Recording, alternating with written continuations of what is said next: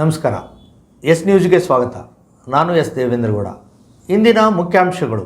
ಬಾನು ಮುಸ್ತಾಕ್ ಭಾವನೆ ಈ ನೆಲದ ಸಂಸ್ಕೃತಿಗೆ ಪೂರಕವಾಗಿಲ್ಲ, ಸಿಟಿ ರವಿ ಹೇಳಿಕೆ. ತಿಂಗಳ ಪೂರ್ತಿ ಪ್ರತಿ ಜಿಲ್ಲೆಯಲ್ಲಿ ಬಸವ ಸಂಸ್ಕೃತಿ ಅಭಿಯಾನ, ಸಿಎಂ ಸಿದ್ದರಾಮಯ್ಯರಿಗೆ ಅಭಿನಂದನೆ ಸಲ್ಲಿಕೆ. ಮಹಿಳಾ ಸಮ್ಮೇಳನಕ್ಕೆ ಸಹಕರಿಸಿದ ಎಲ್ಲರಿಗೂ ಧನ್ಯವಾದಗಳು, ಶಕುಂತಲಾ ಪಾಟೀಲ್. ಪರಿಸರ ಪ್ರೇಮಿಗಳಿಂದ ಮರಗಳ ರೆಂಬೆ ಕೊಂಬೆಗಳ ಟ್ರಿಮ್ಮಿಂಗ್ ಕಾರ್ಯ ಮೆಚ್ಚುಗೆ ವ್ಯಕ್ತಪಡಿಸಿದ ಜನತೆ. ನಾಳೆ ದಸರಾ ಉತ್ಸವ ಯಶಸ್ವಿಗೆ ನಗರಸಭೆಯಲ್ಲಿ ಸಭೆ, ಹಂಪನಗೌಡ ಬಾದರ್ಲಿ.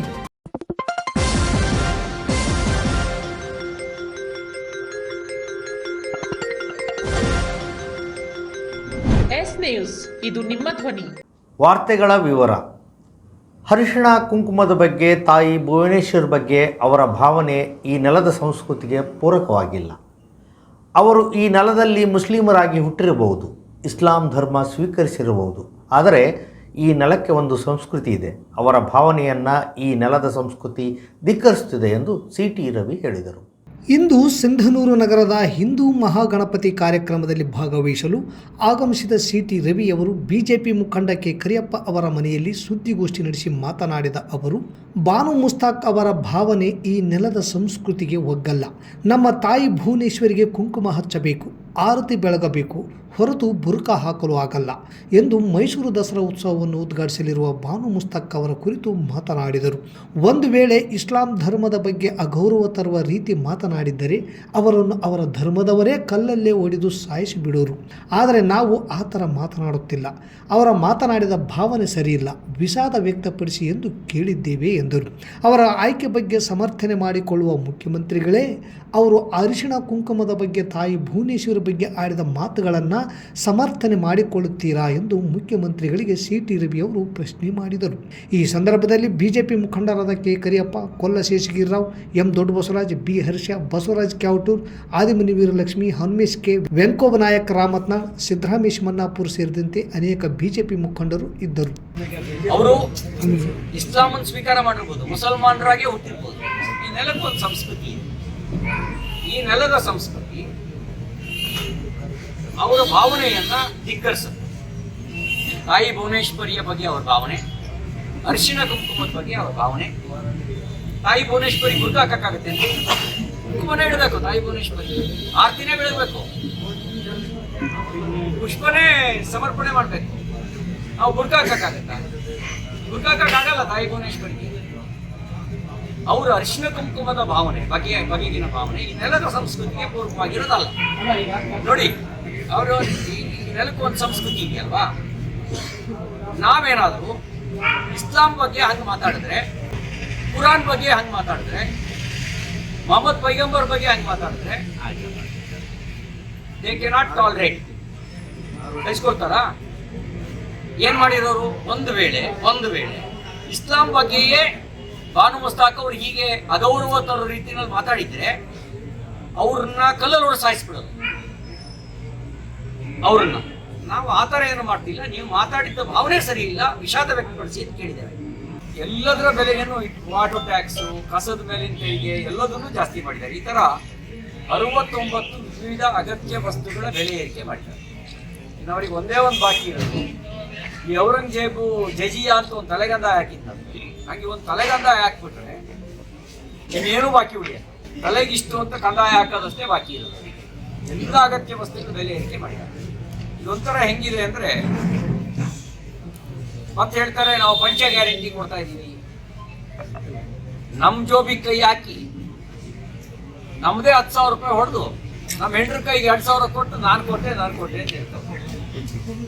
ದುಡ್ಡು ಯಾರ್ದು ಅಂದ್ರೆ ಯಜಮಾನನ ದುಡ್ಡು, ಅವನ ಜೋಬಿಗೆ ಕಿಸೆ ಕೈ ಹಾಕಿದ್ದು, ಕೊಟ್ಟಿದ್ದು ನಮ್ಮ ಹೆಂಡ್ರಿಗೆ ನಮ್ಮ ಜೋಬಿಂದೇ ದುಡ್ಡು, ಹೇಳೋದು ಮಾತ್ರ ನಾನು ಕೊಟ್ಟೆ. ಆ ಥರ ಎಲ್ಲ ಅಗತ್ಯ ವಸ್ತುಗಳ ದರ ಏರಿಕೆಯನ್ನ ಈ ಸರ್ಕಾರ ಮಾಡಿದೆ. ಇಷ್ಟಾದ್ಮೇಲೆ ಏನಾದ್ರು ಶಾಶ್ವತವಾಗಿರೋ ಯಾವ್ದಾದ್ರು ಕೆಲಸ ಮಾಡಿದಾರ ಅಂತ ಹೇಳಿದ್ರೆ ಶೂನ್ಯ. ನಮಗೆ ಬಹಳ ಸ್ಪಷ್ಟ ಇತ್ತು. 2 ತಿಂಗಳ ಹಿಂದೆನೂ ಆ ಸ್ಟೇಟ್ಮೆಂಟ್ ಕೊಟ್ಟಿದ್ದೆ. ಊಟಕ್ಕಿಂತ ಚಿನ್ನದಂತೆ ಧರ್ಮಸ್ಥಳ ಮತ್ತು ಧರ್ಮಾಧಿಕಾರಿಗಳು ಹೊರಗೆ ಬರ್ತಾರೆ, ಇವರು ಮುರುಳೇದಾಸಯ್ಯ ಅಂತ ನಮ್ಮ ಮುಂಚೆನೆ ಗೊತ್ತಿತ್ತು. ನಾನು ಅವತ್ತೇ ಹೇಳಿದ್ದೆ, SIT ರಚನೆಗೆ ಮುಂಚೆನೆ ಅವನು ಮುಂಬರುವ ಪರೀಕ್ಷೆಗಳು ಪಡಿಸಿ ಅವನು ಪೂರ್ವಾಪರವನ್ನು ವಿಚಾರಿಸಿಕೊಳ್ಳಿ ಅನ್ನೋ ಮಾತನ್ನು ಮುಂಚೆನೇ ಹೇಳಿದ್ದೆ. ಈಗ ಮುಖ್ಯಮಂತ್ರಿಗಳ ಮೇಲೆ ನೋಡಿ ಆರೋಪ ಮಾಡ್ತಿದ್ದಂಗೆನೆ ಗೃಹ ಸಚಿವರು ಹೇಳಿದ್ರು ಅವನು ಒಳಗಾಗಲಿ. ಇದೇ ಮಾತನ್ನ ಧರ್ಮಸ್ಥಳದ ಮೇಲೆ ಆಪಾದನೆ ಮಾಡೋದು ಕೂಡ ಹೇಳಬೇಕಾಗಿತ್ತಲ್ಲ. ಮುಖ್ಯಮಂತ್ರಿಗಳು ರಾಜಕೀಯ ನಾಯಕರು, ಧರ್ಮಾಧಿಕಾರಿಗಳು ಅದನ್ನು ಮೀರಿದ ಧಾರ್ಮಿಕ ನೇತಾರ. ನಮ್ಮ ದೇಶದ ವ್ಯವಸ್ಥೆಯಲ್ಲಿ ರಾಜಕೀಯ ನೇತಾರರಿಗಿಂತ ಹೆಚ್ಚಿನ ಗೌರವವನ್ನ ಧಾರ್ಮಿಕ ನೇತಾರರ ನೇತೃತ್ವ ವಹಿಸಿದವರಿಗೆ ನಮ್ಮ ಸಮಾಜ ಕೊಡುತ್ತೆ. ಅದನ್ನು ಮಾಡಲಿಲ್ಲ. ನಾನು ನೆನ್ನೆ ಇನ್ನೊಂದು ಮಾತು ಹೇಳಿದೆ. ಈಗ ಯಾರೋ ಸೋಷಿಯಲ್ ಮೀಡಿಯಾದಲ್ಲಿ ಚಲನಚಿತ್ರ ನಟಿ ರಮ್ಯಾ ಅವರ ಬಗ್ಗೆ ಅವೇಳನಕಾರಿಯಾಗಿ ಪೋಸ್ಟ್ ಮಾಡಿದ್ರು. ತಕ್ಷಣ ಸೋಮೋಟೋ ಕೇಸ್ ರಿಜಿಸ್ಟರ್ ಮಾಡಿ 12 ಜನರನ್ನು ಅರೆಸ್ಟ್ ಮಾಡಿದ್ರು. ಬಸವಣ್ಣನವರು ರಾಜಕೀಯ, ಧಾರ್ಮಿಕ, ಸಾಮಾಜಿಕ, ಶೈಕ್ಷಣಿಕ, ಆರ್ಥಿಕ, ನೈತಿಕ, ಸಾಂಸ್ಕೃತಿಕ ಹೀಗೆ ಎಲ್ಲ ಕ್ಷೇತ್ರಗಳಲ್ಲಿ ಪರಿವರ್ತನೆ ತಂದವರು. ರಾಜ್ಯ ಕಾಂಗ್ರೆಸ್ ಸರ್ಕಾರದ ಮುಖ್ಯಮಂತ್ರಿ ಸಿದ್ದರಾಮಯ್ಯನವರು ಬಸವಣ್ಣನವರನ್ನು ಸಾಂಸ್ಕೃತಿಕ ನಾಯಕ ಬಸವಣ್ಣ ಎಂದು ಘೋಷಣೆ ಮಾಡಿ ಈಗಾಗಲೇ ವರ್ಷವಾಗಿದೆ. ಅವರಿಗೆ ಅಭಿನಂದನೆಗಳು ಸಲ್ಲಿಸುವ ಹಿನ್ನೆಲೆಯಲ್ಲಿ ಬಸವ ಸಂಸ್ಕೃತಿ ಅಭಿಯಾನವನ್ನು ಸೆಪ್ಟೆಂಬರ್ 1ರಿಂದ ಅಕ್ಟೋಬರ್ 1ರವರೆಗೂ ರಾಜ್ಯದ ಪ್ರತಿ ಜಿಲ್ಲೆಗಳಲ್ಲಿ ನಡೆಯಲಿದೆ ಎಂದು ಜಾಗತಿಕ ಲಿಂಗಾಯತ ಮಹಾಸಭಾ ತಾಲೂಕು ಅಧ್ಯಕ್ಷ ಬಸವರಾಜ್ ಪಿ ತಿಳಿಸಿದರು. ನಗರದ ಪತ್ರಿಕಾ ಭವನದಲ್ಲಿ ಸುದ್ದಿಗೋಷ್ಠಿ ನಡೆಸಿ ಮಾತನಾಡಿದ ಅವರು, ಕರ್ನಾಟಕದ ಸಾಂಸ್ಕೃತಿಕ ನಾಯಕ ಬಸವಣ್ಣ ಎಂದು ರಾಜ್ಯದ ಮುಖ್ಯಮಂತ್ರಿ ಸಿದ್ದರಾಮಯ್ಯನವರು ಘೋಷಿಸಿದ ಹಿನ್ನೆಲೆಯಲ್ಲಿ ಸೆಪ್ಟೆಂಬರ್ 1ರಂದು ಈಗಾಗಲೇ ಬಸವನ ಬಾಗೇವಾಡಿಯಲ್ಲಿ ಉದ್ಘಾಟನೆಯಾಗಿದ್ದು, ಈ ಕಾರ್ಯಕ್ರಮಗಳನ್ನು ರಾಜ್ಯದ ಪ್ರತಿ ಜಿಲ್ಲಾ ಕೇಂದ್ರಗಳಲ್ಲಿಯೂ ಸಹ ಹಮ್ಮಿಕೊಳ್ಳಲಾಗಿದೆ ಎಂದರು. ನಂತರ ಹಿರಿಯ ವಕೀಲರಾದ ನಿರ್ಪದಪ್ಪ ಗುಡಿಹಾಳ್ ಮಾತನಾಡಿ, ಬಸವಣ್ಣನವರು ಸಾಮಾಜಿಕ ನ್ಯಾಯದ ಹರಿಕಾರ, ಜಾತಿ, ಮೂಢನಂಬಿಕೆಯಂಥ ಅನಿಷ್ಟ ಪದ್ಧತಿಗಳನ್ನು ತೊಲಗಿಸಿ ಸಮಾಜದಲ್ಲಿ ಅಗಾಧವಾದ ಜ್ಞಾನದ ಬೆಳಕನ್ನು ಹರಡಿದ್ದಾರೆ. ಅವರು ಕೇವಲ ಜಾತಿಗೆ ಸೀಮಿತವಾದವರಲ್ಲ, ಶೋಷಣೆಗೆ ಒಳಪಟ್ಟ ಅಸಹಾಯಕರ ಪರವಾಗಿ 12ನೇ ಶತಮಾನದಲ್ಲಿಯೇ ಕೆಲಸ ಮಾಡಿದ್ದು ನಿಜಕ್ಕೂ ಅರ್ಥಪೂರ್ಣ ಎಂದು ತಿಳಿಸಿದರು. ಎದ್ದಲದೊಡ್ಡಿ ಮಹಾಲಿಂಗ ಮಹಾಸ್ವಾಮಿಗಳು ಮಾತನಾಡಿ, ಸಿದ್ದರಾಮಯ್ಯನವರು ಬಸವಣ್ಣನನ್ನು ಸಾಂಸ್ಕೃತಿಕ ನಾಯಕ ಎಂದು ಘೋಷಣೆ ಮಾಡಿದ್ದಾರೆ.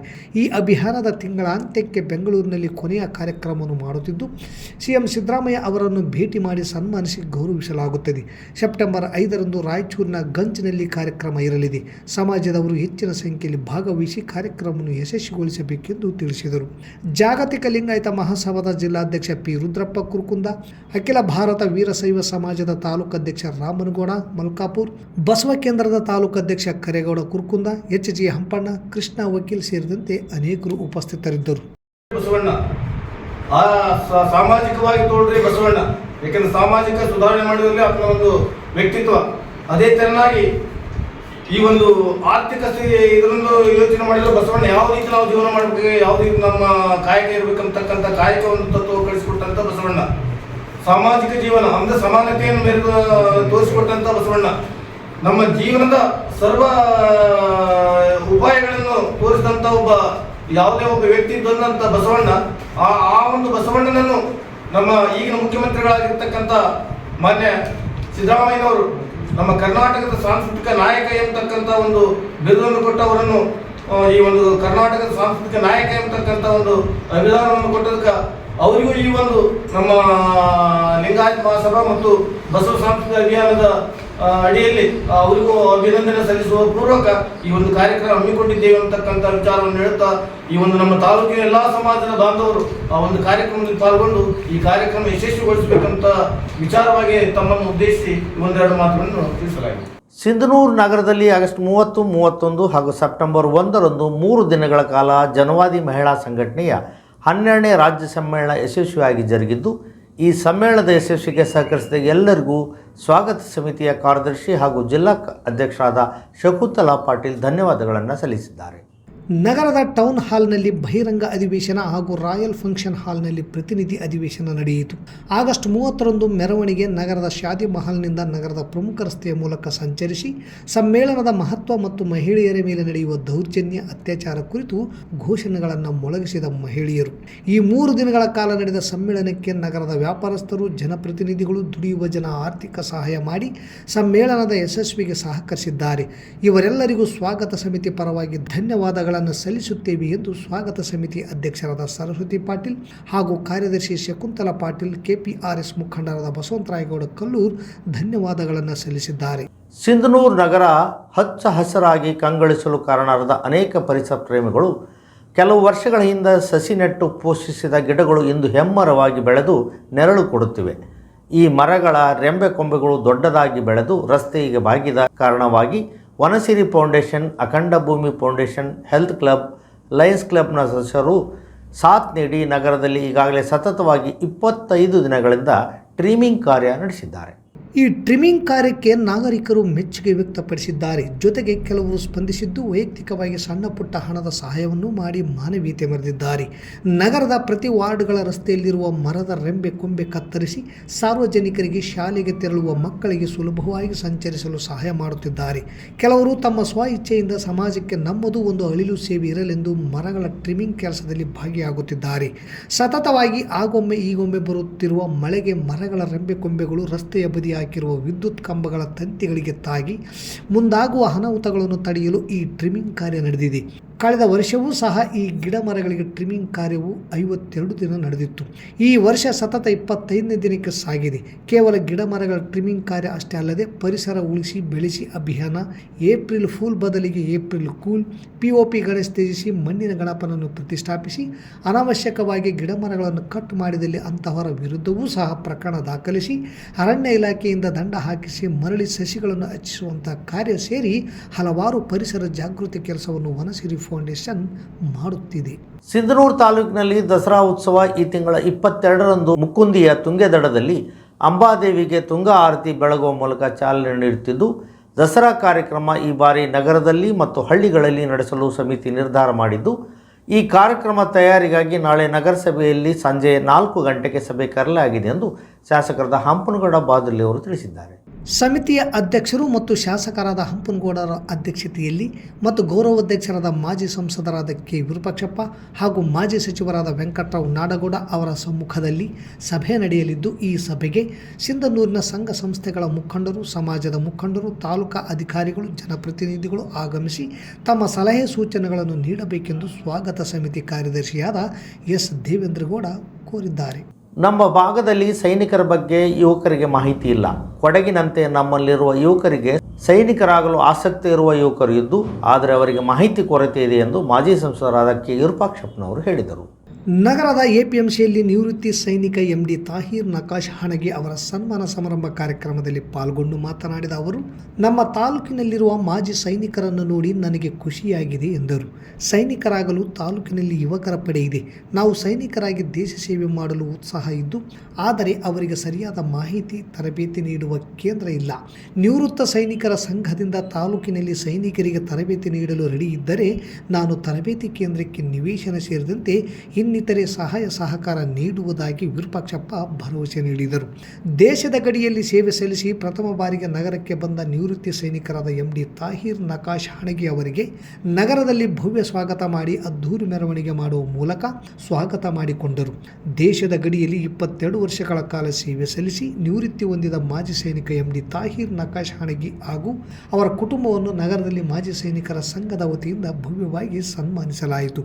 NCC ವಿದ್ಯಾರ್ಥಿಗಳು, ನಿವೃತ್ತಿ ಸೈನಿಕರು, ವಿವಿಧ ಶಾಲಾ ಮಕ್ಕಳಿಂದ ನಗರದ ಪ್ರವಾಸಿ ಮಂದಿರದಿಂದ APMC ಬಾಜಾ ಭಜಂತ್ರಿಗಳೊಂದಿಗೆ ಭವ್ಯ ಸ್ವಾಗತ ಮಾಡಿ ಮೆರವಣಿಗೆ ನಡೆಸಿ ದೇಶಭಕ್ತಿಯ ಘೋಷಣೆಗಳನ್ನು ಕೂಗಿದರು.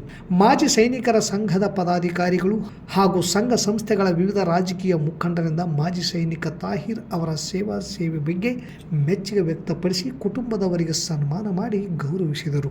ಸನ್ಮಾನ ಸಮಾರಂಭ ಕಾರ್ಯಕ್ರಮದಲ್ಲಿ ಮಾಜಿ ಸೈನಿಕರ ಸಂಘದ ಅಧ್ಯಕ್ಷರಾದ ಪರಶುರಾಮ್, ನಿವೃತ್ತಿ ಸೈನಿಕರಾದ ರುದ್ರಪ್ಪ ತುಂಬದ್, ಎಂ ಸುರೇಶ್, ವೀರೇಶ್ ಯಾದವ್, ನಾಗರಾಜ್ ತುರ್ಬಿಹಾಳ್, ಗೋವಿಂದ, ಅಮರೇಶ್ ಅಲವನೂರ್, ರಾಜಾಸಾಬ್, ನರಸಿಂಹಲು, ವೀರಯ್ಯ ಸ್ವಾಮಿ ಸೇರಿದಂತೆ ಇನ್ನಿತರೆ ಮುಖಂಡರು, ನಿವೃತ್ತಿ ಸೈನಿಕ ಹಣಗಿ ಅವರ ಬಂಧು ಬಳಗ ಗೆಳೆಯರು ಸೇರಿದಂತೆ ಇನ್ನಿತರರು ಕಾರ್ಯಕ್ರಮದಲ್ಲಿ ಭಾಗವಹಿಸಿದ್ದರು. ಮತ್ತೊಮ್ಮೆ ಮುಖ್ಯಾಂಶಗಳು. ಬಾನು ಮುಸ್ತಾಕ್ ಭಾವನೆ ಈ ನೆಲದ ಸಂಸ್ಕೃತಿಗೆ ಪೂರಕವಾಗಿಲ್ಲ, CT ರವಿ ಹೇಳಿಕೆ. ತಿಂಗಳ ಪೂರ್ತಿ ಪ್ರತಿ ಜಿಲ್ಲೆಯಲ್ಲಿ ಬಸವ ಸಂಸ್ಕೃತಿ ಅಭಿಯಾನ, CM ಸಿದ್ದರಾಮಯ್ಯರಿಗೆ ಅಭಿನಂದನೆ ಸಲ್ಲಿಕೆ. ಮಹಿಳಾ ಸಮ್ಮೇಳನಕ್ಕೆ ಸಹಕರಿಸಿದ ಎಲ್ಲರಿಗೂ ಧನ್ಯವಾದಗಳು, ಶಕುಂತಲಾ ಪಾಟೀಲ್.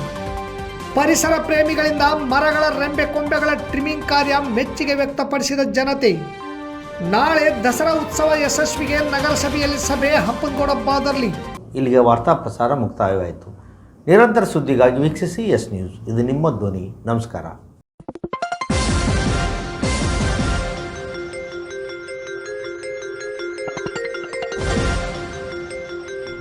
ಎಸ್ ನ್ಯೂಸ್, ಇದು ನಿಮ್ಮ ಧ್ವನಿ.